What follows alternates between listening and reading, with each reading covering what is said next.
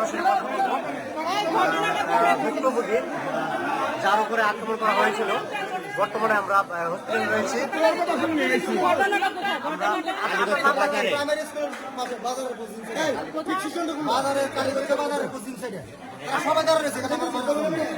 মানে যারা মারছে তারা কার সমর্থিত? আর রবিন ফারানা সমর্থিত। আপনার কি ইচ্ছাকৃত ভাবে মারছে নাকি? আপনার নামটা? আমার নাম বাবুল মিয়া।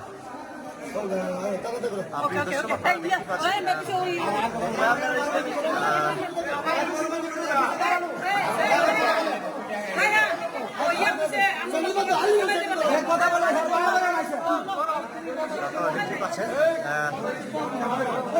যে ওনার সাথে আমরা কথা বলে যতটুকু বুঝতে পারলাম যে রবিন ফারানার সমর্থিত